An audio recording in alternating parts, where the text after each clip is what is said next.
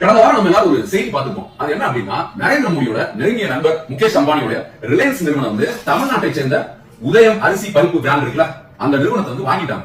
இது வந்து நம்ம ஒரு சாதாரண ஒரு செய்தியா நினைச்சு கலந்துருப்போம். ஆனா பருப்பு, அரிசி இப்படி எல்லாத்தையுமே வட இந்தியனோட வர்த்தகத்துக்கு நரேந்திர மோடி ஊக்குவிக்கிறாரு அப்படிங்கறத இருக்க செய்தி. ஏன் இதை சொல்றேன் அப்படின்னா, ஒரு 3-4 வருஷத்துக்கு முன்னாடி நம்மளுடைய கண்ணன் டிபார்ட்மெண்டல் ஸ்டோர் கோயம்புத்தூர் மையமா வச்சு தொடங்கப்பட்ட நிறுவனம். கோயம்புத்தூர், ஈரோடு, பொள்ளாச்சி, மதுரை இப்படி பல இடங்கள்ல இருந்து 29 முக்கியமான கடைகள், அதை எல்லாத்தையுமே ரிலையன்ஸ் நிறுவனம் வாங்கிடுச்சுங்க. இன்னொரு பக்கம் பாத்தீங்க அப்படின்னா, நம்ம எல்லாம் போய் பலசரக்கு, மளிகை ஜாமான் அப்படி நிறைய ஷாப்பிங் வந்து டிமார்ட்ல பண்ணிட்டு இருக்கோம். அந்த டிமார்ட் வந்து சென்னையில, சேலத்துல, ஈரோட்ல, கோயம்புத்தூர்ல, திருப்பூர்ல, மதுரையில அப்படின்னு பல இடங்கள்ல பெரிய பெரிய அளவுல தொடங்கிட்டு இருக்காங்க.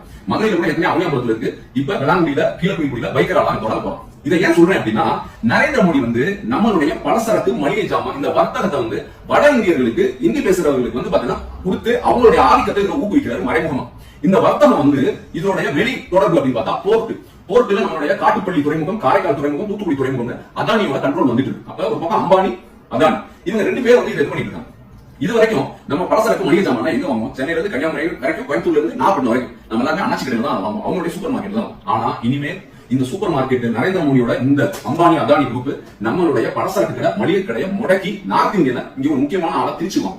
இந்த சர்வீஸ் செஞ்சுட்டு இருக்காங்க. ஆனா நம்ம என்ன நினைக்கிறோம் அப்படின்னா, தமிழிசைக்கு பாஜக தலைவர் பதவி கொடுத்தாங்க, ஆளுநர் பதவி கொடுத்தாங்க, கருணாகரனுக்கு முக்கியமான பதவி கொடுத்திருக்காங்க அப்படின்னு நம்ம ஒரு பக்கத்து அறியாமையில தெரிஞ்சுட்டு இருக்காங்க.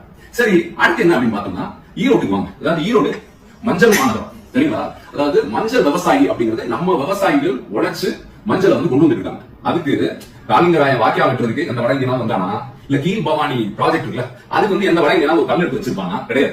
மார்க்கெட் அப்படின்னு பார்த்தா ஈரோட்ல இருக்கு, பெருந்துறையில இருக்கு, கோபியில இருக்கு. இப்படி எல்லாமே நம்ம உருவாக்கி நம்ம பாசன திட்டம் கொண்டு வந்து எல்லாம் பண்ணிருக்கோம். ஆனா மஞ்சளுக்கு விலை நிர்ணயம் பண்றது யார் பண்றா? வட இந்தியா உட்கார்ந்துதான், நார்த் இந்தியன்ஸ் தான் அந்த மஞ்சளுக்கான விலையை வந்து நிர்ணயம் பண்ணிட்டு இருக்கான். நம்ம என்ன நினைக்கிறோம்? அண்ணாமலை வந்துட்டாரு, அண்ணாமலைக்கு பாஜக தலைவர் பதவி கொடுத்தாங்க, நம்ம அவர் ஆதரிக்கணும் அப்படின்னு சொல்லி நம்ம எல்லாம் புரியாம தெரிஞ்சுட்டு இருக்கோம். இன்னொரு பக்கம் அடுத்து கொப்பரத்தேங்காய், சரியா? அதாவது தென்னை விவசாயிகள், நம்ம தமிழர்கள், நம்ம கஷ்டப்பட்டு காங்கேயத்திலையும் நம்ம பொள்ளாச்சியிலையும் நம்ம பாடுபட்டு வச்சா கொப்பரைக்கு விலை யாரும் நிர்ணயம் பண்றான்?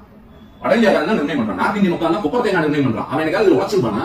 கிடையவே கிடையாது. அடுத்து பாருங்க, திருப்பூர்ல கார்மெண்ட் இண்டஸ்ட்ரி, டிஷர்ட், இது நிட்டிங் அப்படின்னு டெக்ஸ்டைல்ஸ் மொத்த திருப்பூர்ல கடந்த காலத்துல வரைக்கும் நம்ம நாட்டில் தான் முதலாளிகளா இருந்தாங்க. இப்ப அங்க யாரு முதலாளியா இருக்கா?